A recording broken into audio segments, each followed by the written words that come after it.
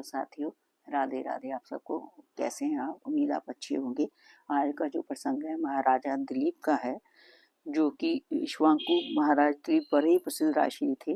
वे बड़े भक्त, धर्मात्मा और प्रजापालक राजा थे। चारों वर्ण उनके शासन से संतुष्ट थे। महाराज को सभी प्रकार के सुख थे, किंतु उनके कोई संतान नहीं थी। एक बार ये इसके लिए अपने कुल गुरु महाराज महर्षि वशिष्ठ जी के आश्रम पर गए। अपने आने का कारण बताकर उनसे पूछा। महर्षि वशिष्ठ ने दिव्य दृष्टि से सब बातें समझकर कहा, राजन, आप एक देवासुर संग्राम में गए थे। वहां से लौटकर जब आप आ रहे थे तब रास्ते में आपको सुर नंदिनी कामधेनु मिली।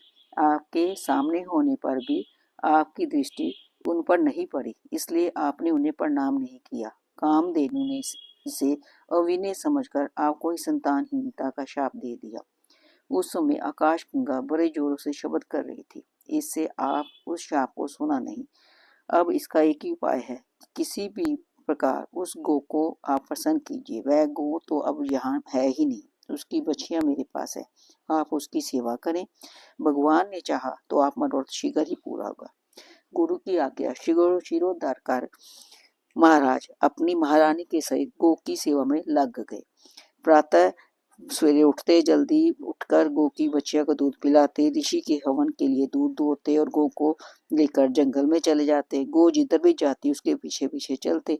वह बैठ जाती तो सभी भी बैठकर उसका शरीर को सहलाते। हरी हरी दूब उखाड़ कर उसे खिलाते। जिधर से वह चलती उधर ही चलते। सारांश की महाराज की छाया की तरह गो के साथ साथ रहते। इस प्रकार महाराज को 21 दिन हो गए। एक दिन वे गो को पीछे पीछे जंगल में जा रहे थे।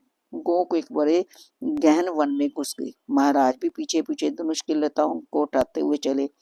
एक वृक्ष के नीचे जाकर उन्होंने देखा, गो नीचे है, उसके ऊपर एक सिंह चढ़ा बैठा है। वह गो का वध करना चाहता है। महाराज ने माथे से बाण निकालकर उस सिंह को मारना चाहा, किंतु उनका हाथ यहाँ का तहाँ जड़वत रह गया। अब वह क्या करते?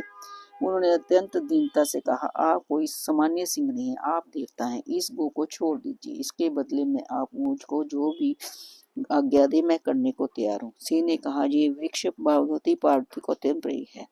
मुझे शिव जी ने सभी अपनी इच्छा से उत्पन्न करके इसकी रक्षा में नियुक्त किया है। जहाँ जो भी होता है वही मेरा आहार है। ये गो यहाँ आई है, इसे ही खाकर पेट भरूंगा।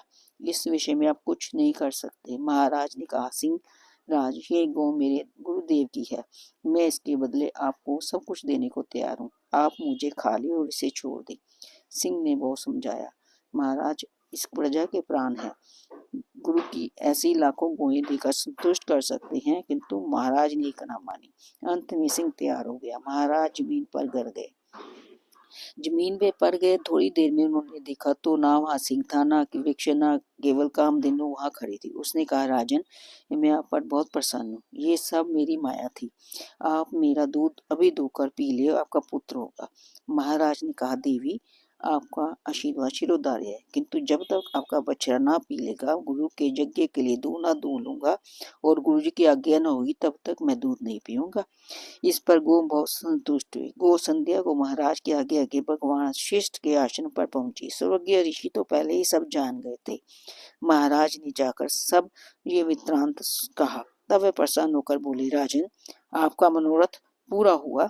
गो की कृपा से आपके बड़ा पराक्रमी पुत्र होगा। आपका वंश उसके नाम से चलेगा। नियम समय पर ऋषि ने नंदिनी को दूध राजा और रानी को दे दिया। महाराज अपनी राजधानी में आए और रानी गर्भवती हुई। यथा समय उनके पुत्र उत्पन्न हुआ। यही बालक रघुकुल का प्रतिष्ठित रघु नाम से विख्यात हुआ। महाराज दिलीप भगवान श्री राम जी के विरुद्ध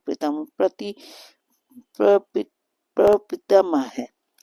धन्यवाद। आपको ये प्रसंग कैसे लगा मुझे जरूर बताइए। कोई त्रुटि रह गई हो तो क्षमा कीजिए। धन्यवाद।